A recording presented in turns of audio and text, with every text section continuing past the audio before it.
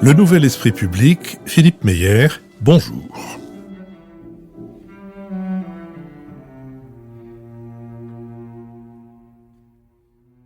Bonjour, merci de nous avoir rejoints pour ce Nouvel Esprit Public et plus précisément pour une émission thématique consacrée au roi émérite d'Espagne, Juan Carlos, émission pour laquelle nous avons le plaisir de recevoir Laurence Debré. Laurence Debré, bonjour. Bonjour. Quand je dis nous, c'est donc Nicolas Bavrez, avocat et essayiste, et Lucille Schmid, membre du comité de rédaction de la revue Esprit. Laurence Debré, vous êtes auteure, vous êtes historienne, vous êtes réalisatrice de documentaires, et Juan Carlos est une figure qui vous intéresse de longue date. Vous avez consacré votre mémoire de maîtrise en Sorbonne à son rôle dans la transition démocratique espagnole, c'est ce qu'on appelle un lapsus raté. Dans la transition démocratique espagnole, puis vous avez écrit un premier livre à son sujet en espagnol, en 2000, et en 2013, vous avez publié une biographie en français de Juan Carlos d'Espagne chez Perrin. Plus récemment, vous lui avez consacré un roman, Mon roi déchu, paru chez Stock en 2021. Votre rapport à Juan Carlos est teinté d'affection. Vous racontez avoir accroché un portrait de lui dans votre chambre que votre père, Régis Debray, a remplacé par une photo de François Mitterrand. Mais dépassant l'admiration de la jeune fille, vous avez enquêté sur ce personnage clé de la transition démocratique espagnole. Dans la biographie que vous lui avez consacrée, vous brossez le portrait, je cite, d'un homme devenu animal politique au bénéfice de la démocratie, et vous affirmez que ce monarque vous a redonné confiance dans la politique, insistant sur la capacité qu'a eu son régime, en apparence désuet, à assurer une transition progressive de l'Espagne après la mort de Franco. Vous revenez sur l'enfance et sur la formation de Juan Carlos, qui devient très jeune un objet de négociation entre son propre père, Don Juan, et Franco, qui dirige l'Espagne depuis 1936, Don Juan étant plus connu sans doute sous le nom de comte de Barcelone. Juan Carlos comprend mieux que son père la nécessité de s'accommoder avec le franquisme pour que les Bourbons puissent revenir au pouvoir en Espagne, et face à ce père qui promeut un modèle de monarchie constitutionnelle libérale, Juan Carlos n'a pas de mal à adopter un discours conservateur conforme aux souhaits du dictateur. Ses efforts sont récompensés. En 1969, Franco désigne Juan Carlos comme son successeur. Il devient roi d'Espagne en novembre 1975, et malgré l'indifférence du peuple espagnol et la méfiance de l'opinion publique étrangère à son égard, il entreprend de démocratiser le régime. Juan Carlos autorise les partis politiques en 1977, puis dote l'Espagne d'une constitution limitant les pouvoirs du roi en 1978. Le héros de la transition démocratique espagnole a depuis perdu de sa superbe, fragilisé par différents épisodes ayant déplu aux Espagnols, de la chasse à l'éléphant au Botswana, au scandale financier touchant la famille royale, en passant par ses aventures extra-conjugales. Juan Carlos a abdiqué en 2014, cédant le trône à son fils Felipe. Soupçonné de corruption, il s'est ensuite exilé à Abu Dhabi en 2020. Laurence Debré, vous avez rencontré ce roi déchu dans son exil à Abu Dhabi et vous en avez tiré le roman dont je parlais tout à l'heure, paru en 2021.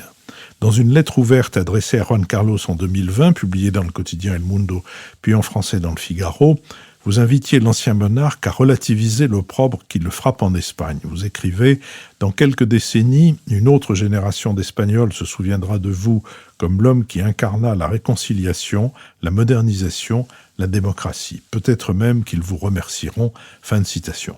Pour introduire notre conversation, j'aimerais donc vous demander, Laurence Debré, si vraiment, aujourd'hui, vous croyez que Juan Carlos peut faire l'objet d'un retour en grâce ou d'ailleurs, j'ai dit d'un retour, j'aurais peut-être dû dire aussi d'un recours en grâce Enfin, vous chargez du recours, mais le retour viendra-t-il, le retour en grâce dans la mémoire espagnole? Ah non, je crois qu'il va falloir laisser passer un peu de temps. Les Espagnols sont encore dans la déception, un sentiment presque de trahison, comme il y avait une grande passion pour lui, presque personnelle. Enfin, il y avait une relation très directe parce que lui-même entretenait cette relation directe avec les Espagnols. Le désenchantement a été radical et brutal. Et depuis, c'est quand même un pays qui lui a tourné le dos. Et c'est plus un encombrement en plus pour la couronne actuelle, pour son fils. Du coup, il me semble qu'il y a tout un processus de retour sur une mémoire, sur un passé que les Espagnols sont pas prêts à mener aujourd'hui, parce qu'ils ont un peu oublié d'où ils venaient aussi. Quand on leur dit qu'en 75, à la mort de Franco, l'Espagne était presque un pays en voie de développement, en pleine crise économique, que c'était une dictature qui était fermée sur elle-même depuis 40 ans et qu'il y a eu comme ça cette explosion grâce à la démocratisation, mais aussi grâce à parce qu'il a été le moteur du changement. Mais je pense que tout ça est encore mal assimilé et ils sont plutôt dans l'autocritique. De critiquer la transition qui n'a pas forcément été si bien menée, alors que ils ont encore un peu de mal à disons, être fiers de leur passé. Nicolas Bavrez. Quel regard porte aujourd'hui Juan Carlos sur l'Espagne, parce qu'il y a eu aussi tous les chocs qui se sont déroulés. Et c'est vrai que le premier choc, ça a été l'éclatement du modèle économique fondé sur la bulle immobilière et financière en 2008. Évidemment, plus récemment, la pandémie. Quel regard est-ce qu'il porte sur l'Espagne aujourd'hui depuis Abu Dhabi ? Alors évidemment, il y a eu la pandémie, il y a eu la crise économique, mais ce qui a été pour lui, je pense, un vrai choc, c'est le sécessionnisme catalan, puisque la couronne incarne l'unité du pays, puisque, comme je le raconte dans mon livre, ce que Franco lui demande le jour de sa mort, c'est une seule chose, c'est de maintenir l'unité du pays. Et puisqu'il a toujours essayé de faire des compromis, c'est-à-dire de donner beaucoup de pouvoir aux autonomies, comme on appelle ça en Espagne, qui sont en fait des régions très, très autonomes. Mais là, le fait qu'il y ait une espèce de coup d'État institutionnel et que les Catalans ne veuillent plus être dans la solidarité nationale, ça a été quand même un grand choc. Donc je crois que c'est plus ça qui l'a marqué, parce que les crises économiques en Espagne, alors celle-là a été évidemment sévère, mais il y en a eu beaucoup. Il y a quand même eu beaucoup de hauts et de bas. Donc voilà. Et puis la pandémie, en fait, il est parti assez vite. Et puis maintenant, d'Abu Dhabi, il est quand même très loin de la réalité espagnole. Hein. Même si il reste au contact de l'actualité, il est quand même encore. Il ne sent plus le pays comme il pourrait le faire quand il était sur place. Lucille Schmitt.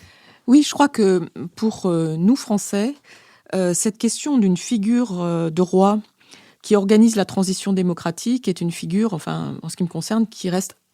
C'était un personnage, c'est une sorte de mystère. Et je trouve très intéressant que vous racontiez les étapes d'un parcours qui est à la fois un parcours institutionnel particulier de l'Espagne et puis un parcours psychologique certainement pour Juan Carlos. Et j'aimerais que vous reveniez un petit peu sur les étapes, c'est-à-dire que vous nous racontez comment en 1947, au fond, Franco fait voter le fait que l'Espagne est un royaume, mais que c'est lui le souverain. Donc, imaginez que Franco en fait, assume d'être à la tête du royaume d'Espagne sans être pour nous un roi, en fait. C'est quelque chose qui est assez mystérieux. Puis ensuite, vous racontez comment, effectivement, Philippe le rappelait, au fond, Juan Carlos va être donné en gage à Franco pour aller faire son éducation. Comment d'ailleurs, c'est un roi qui fait des bonnes études, c'est-à-dire qu'il apprend à la fois la discipline militaire, mais il apprend aussi les sciences humaines et puis des choses plus techniques. Donc il a une espèce de bagage intellectuel de savoir très diversifié. Et comment progressivement, d'une manière, est-ce que c'est rusé, je ne sais pas comment est-ce que vous le qualifieriez, il va circonvenir Franco, enfin le convaincre qu'il peut être un héritier, alors même que son père est un ennemi, un adversaire juré de Franco. Donc est-ce qu'on peut revenir sur ces différentes étapes ? Je crois que pour moi, cette découverte en fait de cette histoire espagnole, comment se mêle l'idée du royaume, la place de Franco et la façon dont Juan Carlos va circonvenir le dictateur pour organiser la transition démocratique, tout en le convainquant de le désigner successeur comme roi, c'est quelque chose d'assez romanesque. Ah oui, ça c'est vrai qu'il a un destin totalement romanesque. Mais Franco, comme vous le signalez, garde après une guerre civile quand même, garde l'Espagne comme un royaume, donc la République tombe et il revient à la forme d'État antérieur. Je rappelle juste qu'Alphonse XIII, donc le grand-père de Juan Carlos, est parti en exil en 1931 suite à des élections municipales qui donnaient la majorité aux républicains dans les provinces, pas dans les grandes villes, à la campagne. Mais pour éviter un bain de sang, il part, mais il n'abdique pas, enfin il reste titulaire des droits dynastiques. Et Alphonse XIII avait une très bonne relation avec Franco, c'est son plus jeune général qu'il a fait monter en grade et grâce à lui-même, il peut épouser Carmen Polo puisqu'il devient parrain de son mariage. Donc il y a une relation, intime. Pendant la guerre civile, Franco, évidemment, embarque avec lui les monarchistes qui espéraient que grâce à Franco, Alphonse XIII pourrait revenir au pouvoir, sauf que évidemment Franco s'arrange très bien pour garder lui-même le pouvoir et il se met, comme vous le dites, en fait il se désigne, il est roi sans être roi d'un royaume. Et il commence à distribuer des titres nobiliaires, etc. Enfin, rien ne l'arrête, quoi. Alphonse XIII se rend compte qu'il ne va jamais revoir son pays et se laisse mourir assez rapidement, en 1941, et désigne son seul fils saint, parce que les autres sont atteints de l'hémophilie. Il y a un fils aîné qui est atteint de l'hémophilie. Donc, c'est son troisième fils, Don Juan, donc le comte de Barcelone, qui apprend sur un bateau en Inde, parce que c'était un marin, qu'il est donc désigné pour prendre la succession des droits dynastiques. Et pendant la Deuxième Guerre mondiale, puisque Franco est du côté d'Hitler et de Mussolini, il pense vraiment que les Alliés vont le remettre au pouvoir. C'est que, avec le fameux... la guerre froide s'installe, il comprend qu'il ne va pas y arriver et il s'installe au Portugal pour pas être trop loin de son pays. Et là où je pense il a une conscience de ce temps historique, il se dit mais qu'est-ce qui va se passer avec mon fils ? Il peut pas être élevé comme un prince portugais ou un prince suisse où ils ont passé la guerre ou un prince italien où il est né. Qu'est-ce qui va se passer ? Et donc ils ont cette conception du temps long de l'histoire. Et c'est là où il accepte de négocier avec son ennemi qui est Franco. Ils s'entendent très très mal parce que Don Juan, il est plutôt anglophile, sa mère est anglaise, c'est la petite fille préférée de la reine Victoria.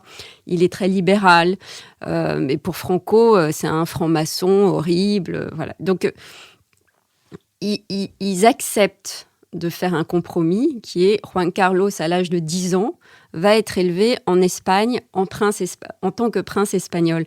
Mais rien n'est acquis, c'est-à-dire qu'il lui dit pas, Franco ne lui dit pas, il va devenir le successeur, mon successeur, il va arriver au pouvoir, etc. Rien n'est joué, il a juste la possibilité d'étudier en Espagne. Et comme le dit lui-même Juan Carlos, il devient une balle de ping-pong entre Franco et Don Juan installé au Portugal. Dès qu'ils se disputent, son père le fait revenir au Portugal. Dès que ça va mieux, il revient en Espagne. Et dès l'âge de 10 ans, il apprend à jouer avec ces deux mondes, c'est-à-dire un monde franquiste, très fermé, très catholique, très conservateur, où d'ailleurs à ce moment-là, on critique beaucoup les monarchistes, crier à ce moment-là « Vive le roi » dans la rue est passible de prison. Et son père, qui a un monde plus international, beaucoup plus libéral, etc. Donc, il apprend presque de manière schizophrénique à jouer entre ces deux mondes. Franco n'a pas eu de fils, il a une fille. Et ses petits-enfants sont très petits. Et je pense que petit à petit, s'est développée une relation presque filiale entre les deux. Franco s'habitue à lui,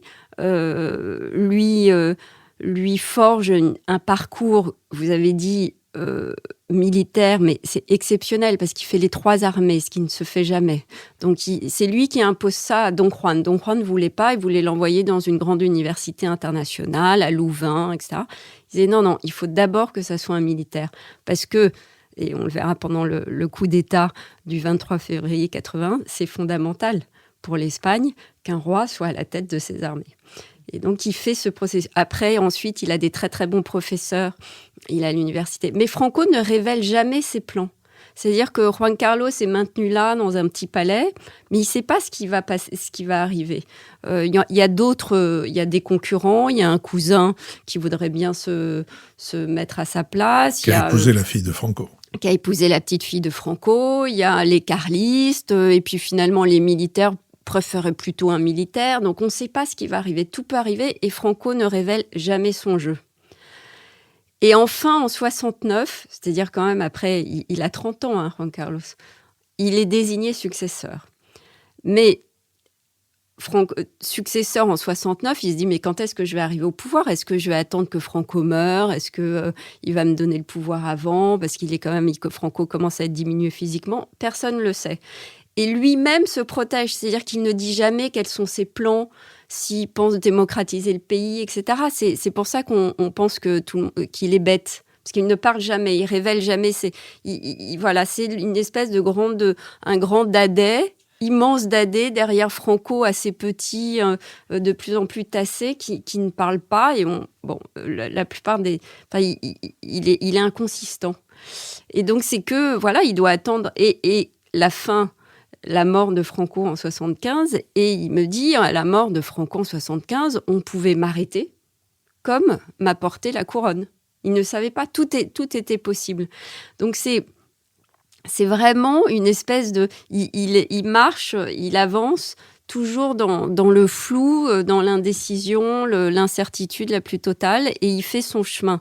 Parce que ce qu'on apprendra bien plus tard, c'est que du vivant de Franco, en 71, il prend contact avec le Parti communiste espagnol, qui est l'incarnation du diable à l'époque, qui est un parti évidemment illégal, etc. Et il fait toute une manœuvre via la Roumanie, très compliquée, évidemment totalement secrète, pour leur dire « un jour, je vous légaliserai ». Donc, il joue sur tous les plans. Je rappelais, avant que nous ne commencions l'émission, cette anecdote où, en 1981, après que Juan Carlos soit devenu définitivement fréquentable par sa résistance au coup d'État du colonel Tejero, il visite avec François Mitterrand, donc qui vient lui-même d'être élu président de la République, une exposition de photos. Et il y a une photo, cette photo qui était très souvent montrée pour justement illustrer le côté grand dadais, crétin, marionnette, manipulé par Franco. Et en s'arrêtant devant cette photo, Juan Carlos se tourne vers François Mitterrand et lui dit « On a l'air idiot quand on attend, n'est-ce pas, Monsieur le Président ?» Nicolas Bavrez. Alors ensuite, il y a la transition, et donc je voulais que vous nous parliez justement un peu des relations de Juan Carlos avec deux hommes clés de cette transition, c'est-à-dire Adolfo Suárez et puis Santiago Carrillo. Et je voulais peut-être aussi vous interroger sur un peu la révision qu'il y a aussi aujourd'hui sur cette période, puisqu'elle a été considérée à juste titre longtemps comme exemplaire, compte tenu d'abord de la réussite de la démocratisation de l'Espagne, du rôle clé lors de la tentative du coup d'État du colonel Tejero joué par Juan Carlos, et ensuite la vitesse de réintégration dans les démocraties développées avec l'adhésion à l'Union européenne, la réintégration dans l'OTAN, et le fait que tout ceci est allé très vite. Mais aujourd'hui, on sait que, notamment, le regard porté sur le traitement de la guerre civile, on sait qu'aujourd'hui, également, cette période est mise en question. Notamment, ça a été le cas par le Parti socialiste espagnol. Donc, je voulais vous savoir un peu quel regard vous portez à la fois sur la transition et les relations et aujourd'hui sur un peu la révision, le regard plus critique qui est porté sur elle. Laurence Debré. Oui, c'est-à-dire que la transition a été possible grâce au fait que le roi, comme les principaux partis politiques, ont regardé vers l'avenir. C'est-à-dire qu'il n'y a pas eu de grand procès à la mort de Franco. Ils ont juste réintégré les professeurs communistes qui avaient été bannis. Enfin, voilà, tout a été réintégré. Mais il n'y a pas eu de grande purge, il n'y a pas eu de procès. Il fallait oublier la guerre civile, il fallait oublier les atrocités qui ont touché toutes les familles espagnoles, il fallait oublier l'exil, faire revenir tout le monde pour pouvoir construire une nouvelle Espagne. Et ça, finalement, ils l'ont payé, c'est-à-dire que finalement, c'est revenu à la surface, ce n'était pas oublié, et il fallait un devoir de mémoire, il fallait ouvrir les fosses communes, il fallait les commissions réconciliation, comme il y a eu. Voilà, mais le problème, c'est que ça a été plus utilisé par des partis politiques que par une espèce je pense que les partis politiques ont essayé se sont engouffrés là-dedans pour revenir à l'ancien antagonisme de la guerre civile, au lieu de viser à une réconciliation nationale, il me semble. Mais c'est sûr que la transition a été faite à partir de l'oubli, sinon c'était pas possible de reconstruire un nouveau pays, et les Espagnols n'étaient pas prêts. Il y avait une nouvelle... Quand je demande à Juan Carlos ce que vous a apporté Franco, il me dit une classe moyenne. Et en fait, cette classe moyenne voulait rentrer dans l'Europe, voulait une normalisation de son statut, voulait pouvoir voyager, voulait une démocratie, etc. Donc c'était un peu aussi le moteur qui a soutenu Juan Carlos dans ses efforts. Donc il voulait regarder vers l'avenir. Il est allé très vite dans cette phase de transition, on va dire. D'abord parce que il y avait toujours une crainte de retour de la guerre civile, et il y a eu des moments très délicats où on était à deux doigts de retomber dans la guerre civile, notamment quand il y a eu l'assassinat d'avocats communistes en plein Madrid. Là, il y a eu des grands moments de tension, et c'est par responsabilité, en fait, que les deux, c'est-à-dire les forces armées et le Parti communiste, ont essayé de baisser et ont réussi à baisser la tension. Mais donc tout ça a été un enchaînement de compromis très délicats et très rapides, parce que il y avait toute une société qui poussait vers ce changement. Ensuite, il a misé contre toute attente sur deux personnes. D'abord, comme vous l'avez dit, Suárez. Suárez était un inconnu. Il avait été directeur de la télévision espagnole. Il avait été quand même le président du mouvement national, qui était le parti unique.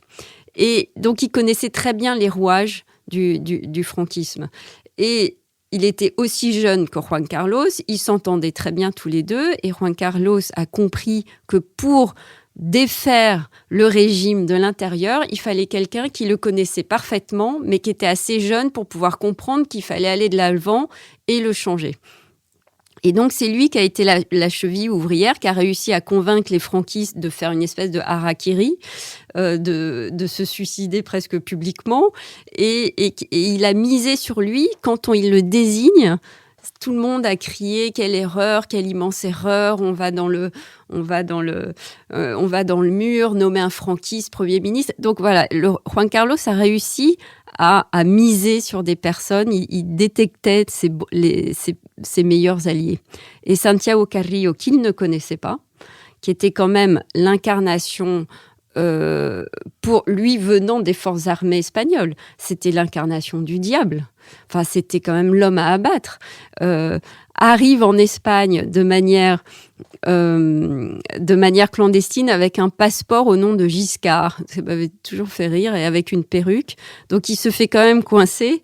Et il est en prison, et c'est un problème pour Juan Carlos. Et évidemment, parce qu'il aurait pu cristalliser encore et retomber dans cet esprit de guerre civile. Donc, il arrive il le fait sortir de prison, etc. Mais il arrive toujours à désamorcer les bombes.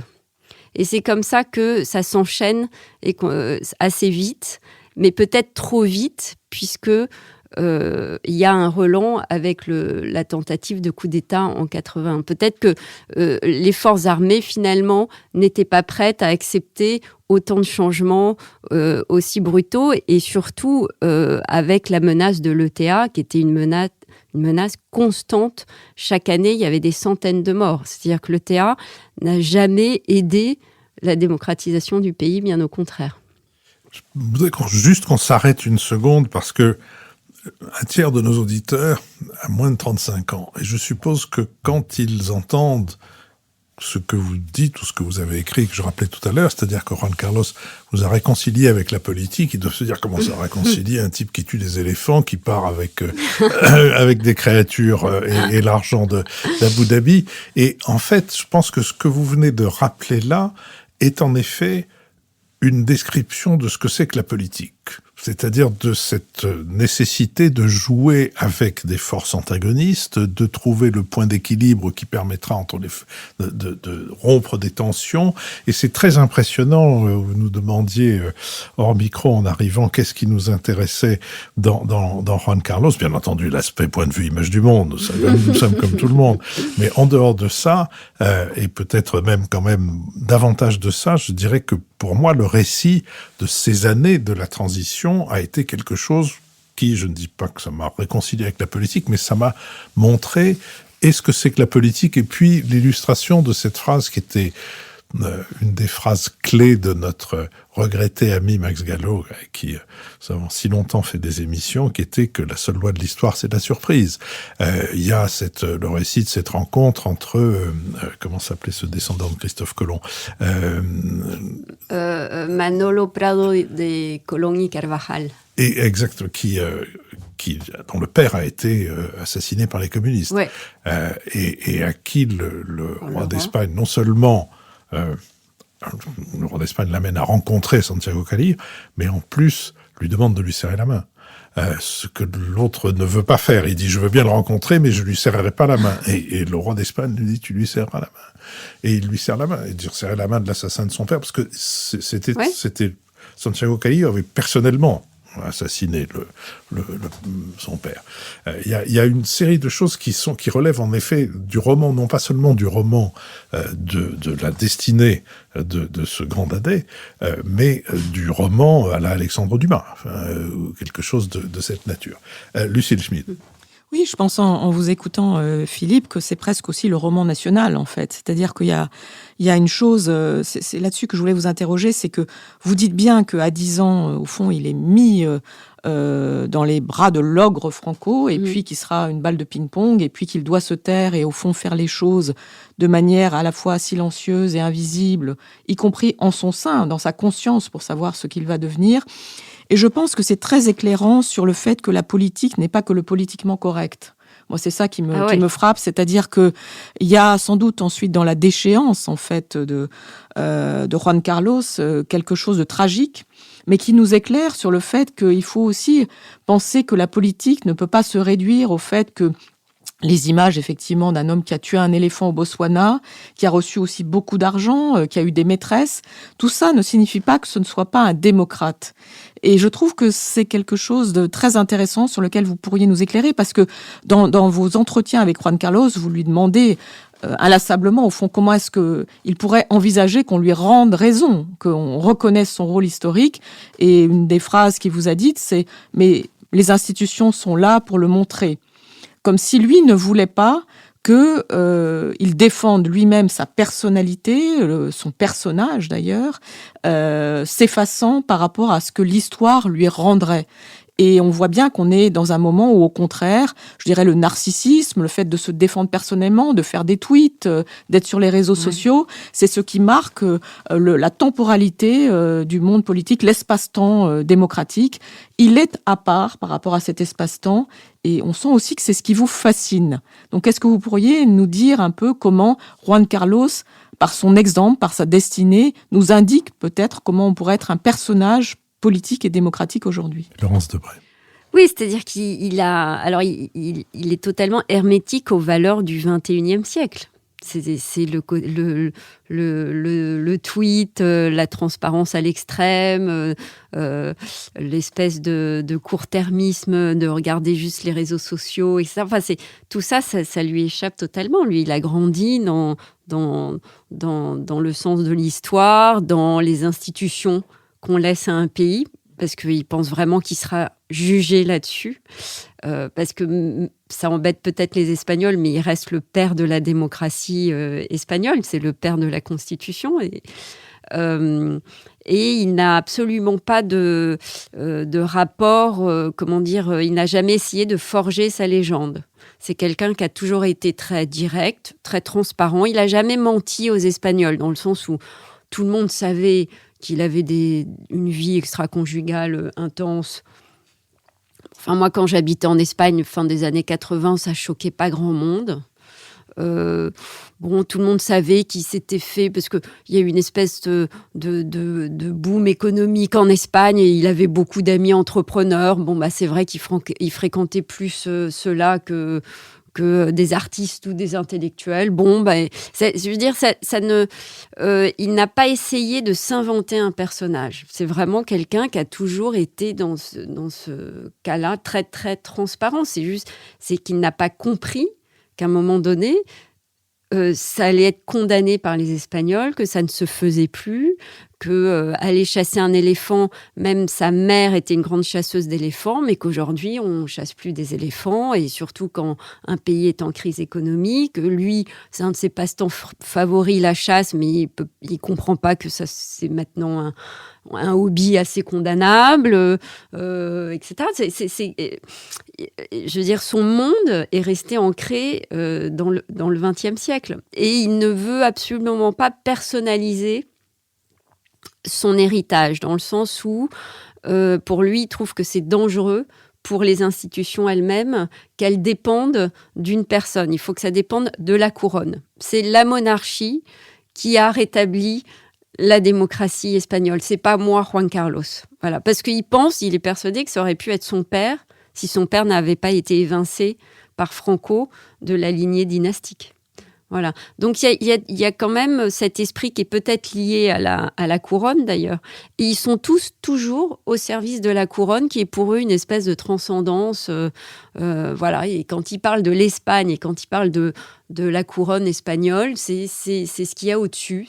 Il est au service de ça. Alors évidemment, ces écarts de conduite peu éthiques qu'on peut condamner, l'ont poussé à cet exil. Et d'ailleurs aussi, c'est dans ce cas, c'est qu'il ne veut pas gêner la couronne.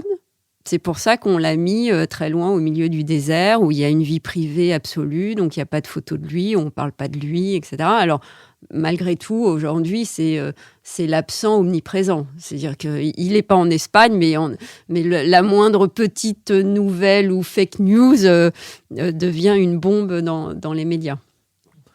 Nicolas Bavrez. Parce qu'effectivement, ça n'est pas ça la continuité de ce destin hors norme à travers la conduite de la transition démocratique et puis ensuite, effectivement, cette forme de déchéance, puisque c'est vrai qu'on l'a rappelé, il a choisi d'abdiquer en 2014, il s'est exilé en 2020, mais avec, dans le but précisément, de préserver l'institution de la monarchie espagnole. Donc, de fait, est-ce que ça n'est pas ça la vraie continuité, la vraie ligne de cohérence de ce destin, y compris aujourd'hui par le fait que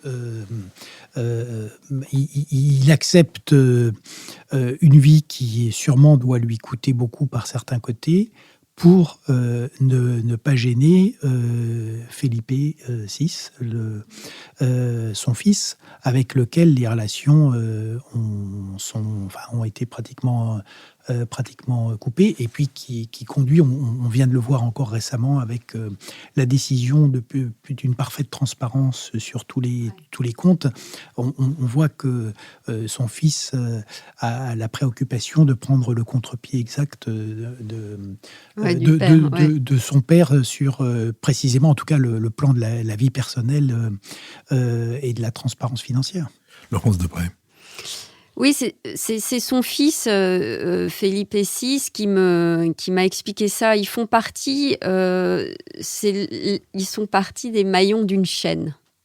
Voilà. Et leur but, c'est de pouvoir que la chaîne continue et qu'ils puissent rajouter un maillon. Et la plus grande fierté pour Juan Carlos, c'est de pouvoir donner sa couronne à son fils dans un palais un fils bien formé, etc. Alors que lui n'a pas reçu la couronne de son père. Et pour lui, c'est une de ses plus grandes blessures, c'est une de ses plus grandes failles, parce qu'il n'avait pas finalement de légitimité dynastique réelle, même s'il l'a eu de manière institutionnelle, politique, etc. Mais sur le plan dynastique, il n'avait pas de légitimité. Son père a dû finalement faire une cérémonie très, très émouvante, mais presque secrète, où il lui remettait ses droits dynastiques. Donc pour eux, leur plus grande fierté, c'est cette continuité. C'est de pouvoir assurer la continuité.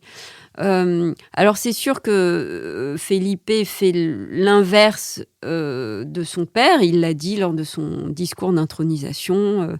C'est une nouvelle monarchie pour des temps nouveaux. Donc finalement, il rend public les comptes de la maison royale, son patrimoine privé. Donc il y a une espèce de transparence des chiffres.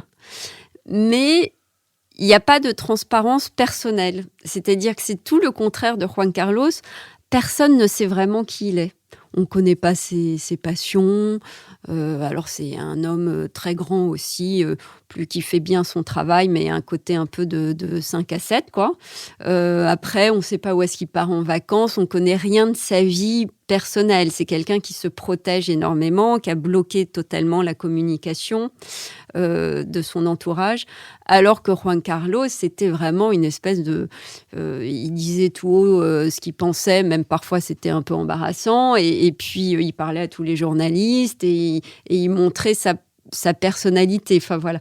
Donc, c'est vrai que c'est une autre manière d'être roi au XXIe siècle. Je pense que c'est pour pouvoir se préserver peut-être des réseaux sociaux, des médisances, etc. Il y a une espèce de mur infranchissable. Donc, il a une vie institutionnelle très réglée, très lisse, très propre. Et puis après, personne n'a accès à une vie familiale ou personnelle. Alors, je pense qu'il y a une continuité très forte entre les deux. C'est la préoccupation de l'unité de l'Espagne, qui a été effectivement très fortement secoué par l'indépendantisme catalan. À l'inverse, je trouve qu'il y a une grande différence et qui est peu soulignée, c'est que Juan Carlos a eu aussi une vraie dimension internationale, une activité diplomatique, une présence dans le monde très forte, évidemment en Amérique latine, mais aussi au Moyen-Orient et en Europe. On a l'impression que Felipe, lui, est beaucoup plus sur la réserve sur ce plan-là aussi, et qu'il a une empreinte internationale bien moindre. Oui, alors le roi Juan Carlos, d'abord, parle toutes les langues, donc ça facilite beaucoup, et a toujours misé sur tous ces réseaux familiaux. C'est-à-dire qu'entre ses deux parents, ils sont tous cousins entre eux, donc il connaissait déjà toutes les familles royales du monde entier, et il a essayé toujours d'avoir leur soutien, d'avoir des relations très amicales, et avec tous les chefs d'État aussi qu'il pouvait rencontrer. La France a joué quand même un grand rôle dans la transition. Giscard l'a tout de suite soutenu, a envoyé Deugnot comme ambassadeur. Enfin, avec les Allemands, c'était pareil, avec les Italiens aussi. Enfin, donc, il a compris qu'après 40 ans d'isolement franquiste, il fallait qu'il joue la carte de l'international pour que l'Espagne rebrille à nouveau. Et sur le plan cette relation avec l'Amérique latine, il a voulu refaire une espèce d'ensemble, une communauté sœur. Donc tous les 2 ans, il a monté ces grands sommets ibéro-américains très importants. Et il a, oui, et comme vous dites aussi au Moyen-Orient, où il est très ami avec toutes les familles royales arabes, etc. Donc il a misé là-dessus pour que l'Espagne brille à nouveau. Il a compris qu'il fallait qu'elle sorte de cette espèce d'isolement, et c'était sa meilleure carte parce que la Constitution lui donne ce rôle. C'est-à-dire qu'il n'avait plus de rôle exécutif en Espagne, mais à l'international, c'était le premier ambassadeur, en fait. Et toutes les entreprises espagnoles en ont profité parce qu'il embarquait à chaque fois un avion entier de chefs d'entreprise. Aujourd'hui, pour Felipe, c'est plus compliqué pour 2 choses. L'une, c'est qu'il est plus espagnol, dans le sens où il n'a pas vécu en exil comme le roi Juan Carlos. Il a été élevé en Espagne en espagnol. Il est marié à une Espagnole, je ne sais pas si elle domine beaucoup de langues, une journaliste, mais je ne sais pas si elle domine beaucoup de langues. Il n'a pas cette aisance internationale qu'a eu son père. Et il a un gouvernement quand même républicain, en tout cas avec une majorité, une composante républicaine, qui limite toujours son rôle. C'est-à-dire, je sais que là, il y a eu une crise entre l'Espagne et le Maroc. Le roi Felipe s'est tout de suite empressé de proposer de faire une médiation avec le roi du Maroc. Le gouvernement ne l'a pas laissé. Donc, il est quand même coincé. Il ne s'est pas imposé face à un gouvernement qui tente plutôt de limiter son rôle politique.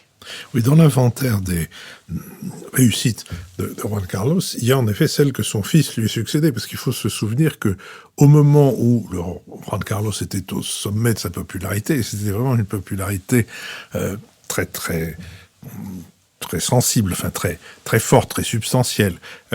La plupart des commentateurs disaient cette popularité n'est attachée qu'à lui, elle n'est pas attachée à la fonction du roi et encore moins à la monarchie. Et il a réussi ça. Mais en même temps, dans ce que vous dites à propos de son rôle international, il y a quelque chose, vous me direz si vous avez le même sentiment, mais les gens qui l'ont rencontré sont frappés par son côté sympa, direct, et par le fait qu'à un moment donné, il y a un plafond de verre qui fait que c'est le roi d'Espagne. Et qu'il est Bourbon, et que Louis XIV était son arrière-grand-père, et que la reine Victoria, et que, etc., et que, comme vous dites, il a été élevé dans une espèce de nid de roi ou de futur roi ou d'ancien roi, alors qu'il était pauvre comme Job, et que cette substance, si je puis dire, familiale, fait qu'il y a un moment donné où il faut savoir à qui on parle. Voilà, c'est pas, et dans les voyages qu'il a fait pour les sommets ibéro, avec l'Amérique latine, et tous ces chefs d'entreprise qu'il a emmenés, et toutes ces interventions, il y a ce mélange de direct. Je me souviens de celle où il dit à Chavez de la fermer. Et pas qu'elle te cache. Et Chavez est en train de faire une espèce de grand discours de où il diatribe explique sur le capitalisme, les monarchies, enfin, tout y passe, et tout d'un coup, le roi d'Espagne avance un peu et lui dit « la ferme ». Pourquoi ne la fermes-tu pas, très exactement. Et il y a quelque chose qui en effet, n'est pas du tout dans les talents de son fils, et qui, du coup, fait se demander si ce fils n'est pas devenu le grand dadais que son père n'était pas. On va voir comment ça se passe, parce qu'en même temps, lors de la crise catalane, il a été ferme, il a fait un discours qui était quand même où il défendait la Constitution et l'unité du pays. Donc il a essayé de marquer là, de défendre en tout cas son statut et son autorité. Ensuite, il y a toute une question de personnalité. Quand vous dites que Juan Carlos, qui c'est vrai, est quand même l'incarnation d'une généalogie plus qu'impressionnante, mais qui a aussi la légitimité d'avoir tenu tête à un coup d'État et d'avoir démocratisé un pays. Du coup, d'ailleurs, c'est assez contradictoire pour nous qu'un roi refuse les pleins pouvoirs hérités de Franco, parce qu'il avait vraiment les pleins pouvoirs, et qui disent « mais moi, j'en veux surtout pas ». Allez-y, et puis qui tiennent tête quand même à un coup d'État qui était, même si les Espagnols aujourd'hui essayent de critiquer son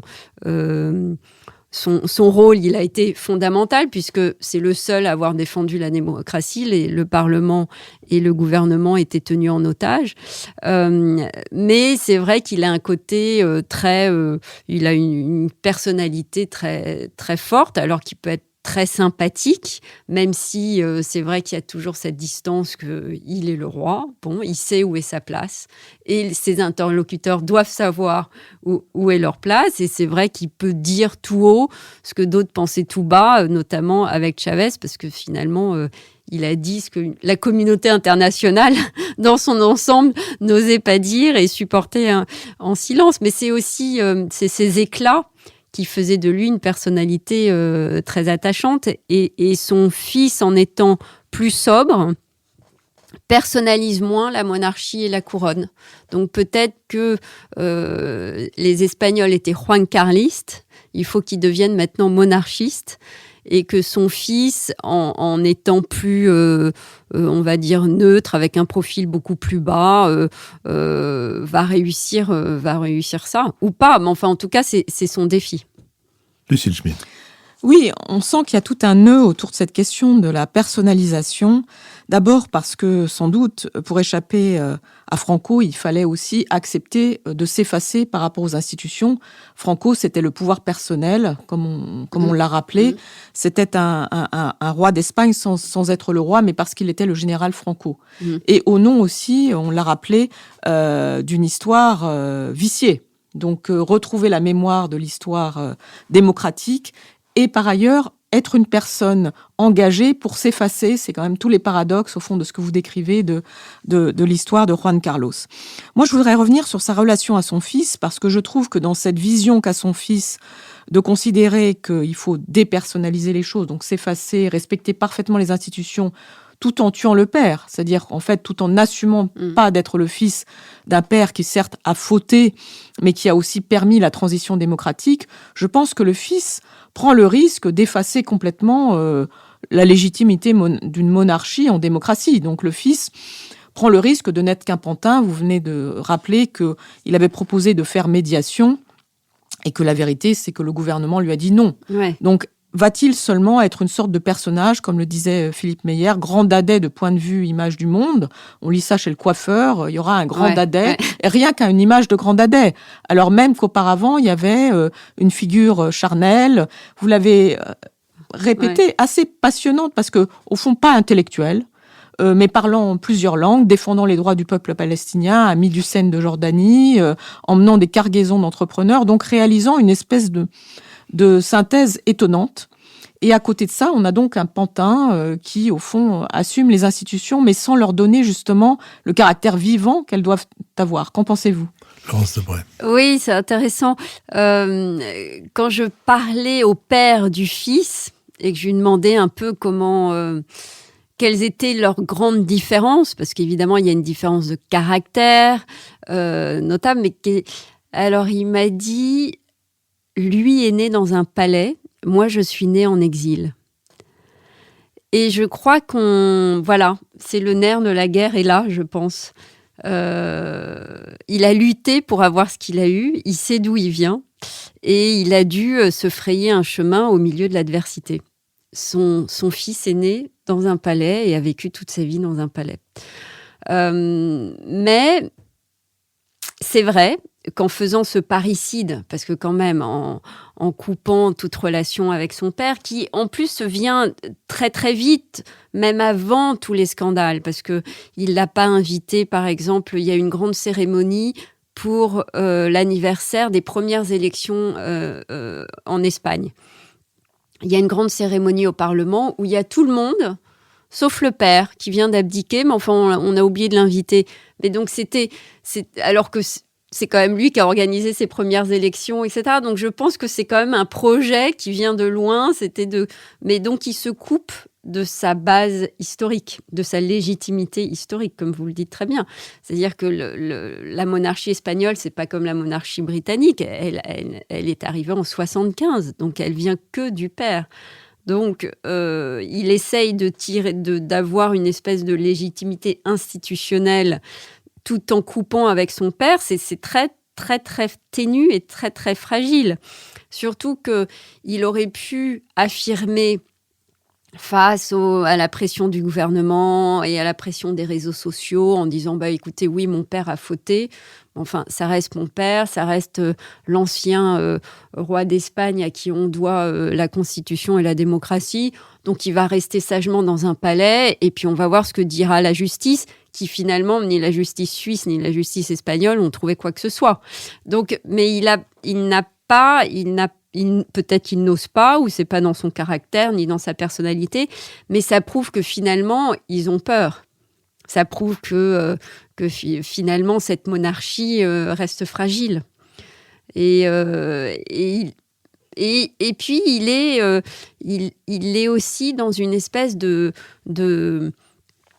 pression constante que je pense doit pas être facile avec ce gouvernement, alors que Juan Carlos, lui, a régné très très bien avec Felipe González, le gouvernement socialiste, parce que c'était aussi une épreuve. Est-ce que les socialistes qui arrivaient enfin au pouvoir allaient bien s'entendre avec lui?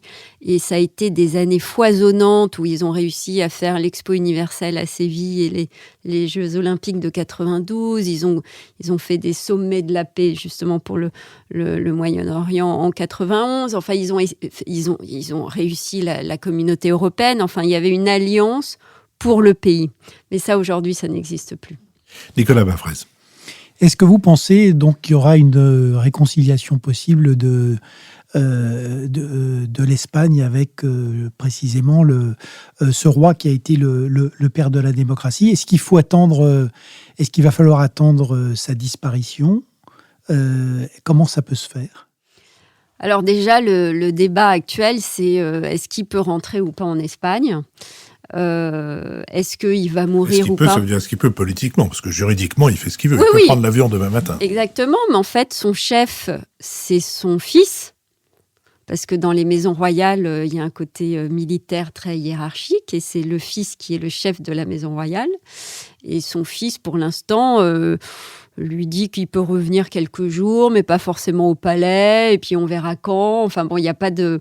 il essaye un peu de repousser le problème, et moi j'ai essayé de dire aux Espagnols que s'il décède à Abu Dhabi, parce que c'est quand même un homme âgé qui a des problèmes de mobilité, des problèmes de santé, qui a eu 20 opérations en 10 ans, etc., que bon, ça ferait un peu désordre que le père de la démocratie espagnole meure à Abu Dhabi. Enfin, ça serait... Et quel hommage lui prépare-t-on?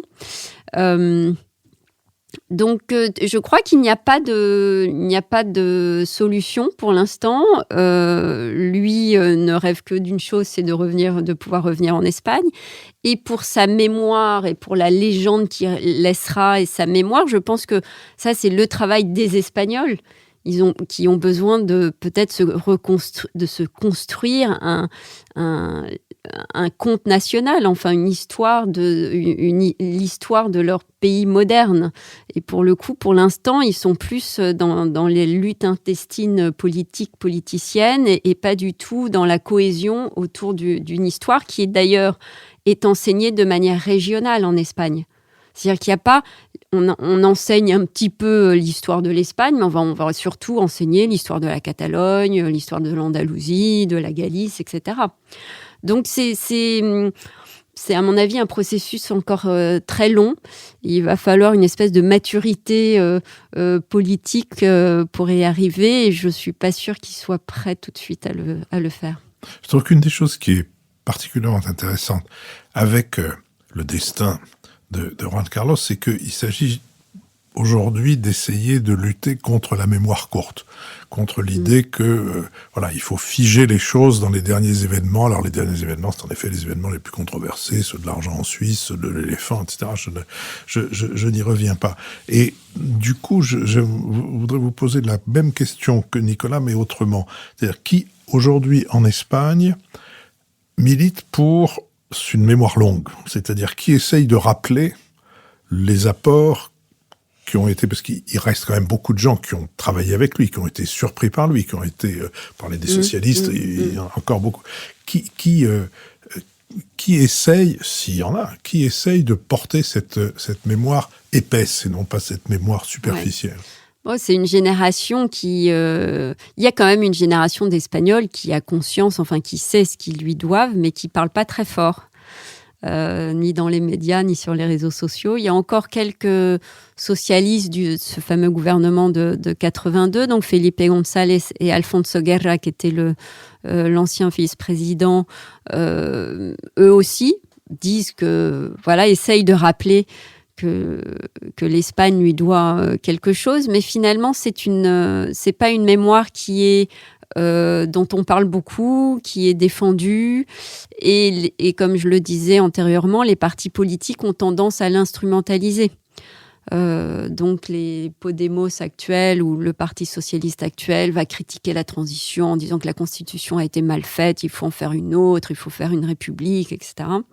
Donc il n'y a pas encore cette distance et sur cette histoire longue, non, qui est nécessaire, je pense, et qui donne une espèce de conscience nationale aussi. Lucille Schmitt ? Oui, une petite question sur une grande question, c'est le sujet de l'unité espagnole. Moi, je me rappelle la façon dont Carlos Puigdemont, les indépendantistes catalans, Puigdemont qui s'enfuit à Bruxelles et qui d'ailleurs exhorte les institutions européennes à prendre parti en fait pour cette indépendance de la Catalogne. Cette question institutionnelle est complexe, c'est-à-dire que au fond, est-ce que ça ne révélait pas une espèce de fragilité institutionnelle ? Qu'est-ce que vous en pensez ? Alors, il y a les acteurs, les partis politiques, mais est-ce que, au fond, l'histoire, certes un peu longue, mais quand même relativement courte de cette unité espagnole démocratique, si on adosse unité et démocratie, est-ce que c'est pas quelque chose qui reste encore un peu fragile et que révèle l'épisode catalan ?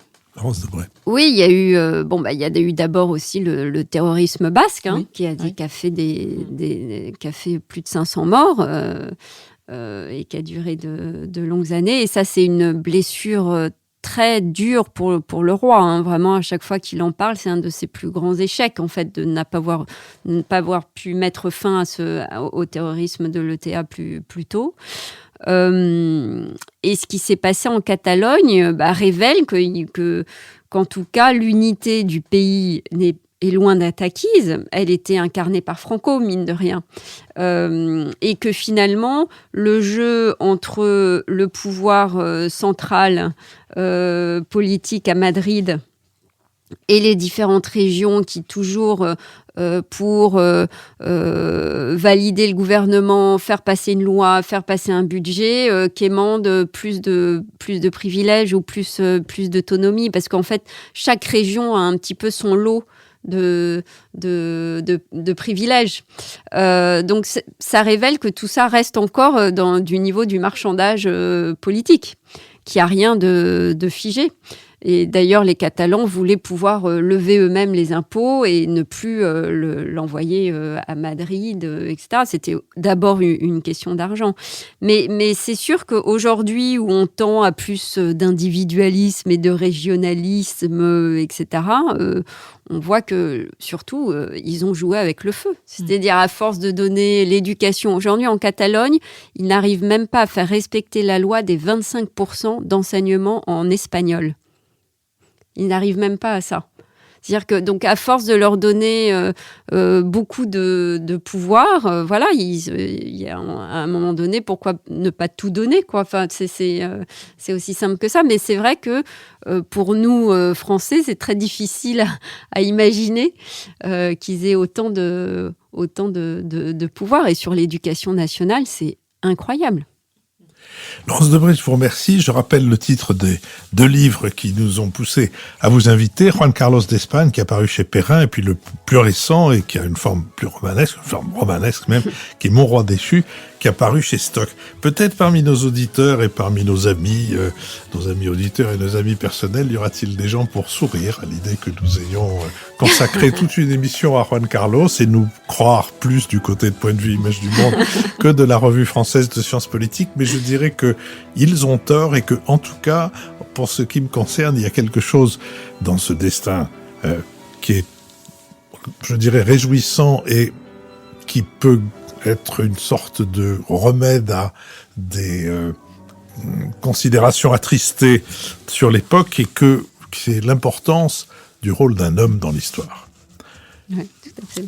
Merci à Martin Bernier avec qui cette émission a été préparée, à Benoît Carré qui va en assurer le compendium, à Nicolas Tourneau qui veille au site, à Olivier Magloire qui veille aux plateformes de financement, à Adrien Beccaria qui a enregistré cette conversation pour le studio L'Arrière-Boutique et à Julien Neuville et Nouvelles Écoutes qui produisent ce podcast pour lequel je vous donne rendez-vous la semaine prochaine.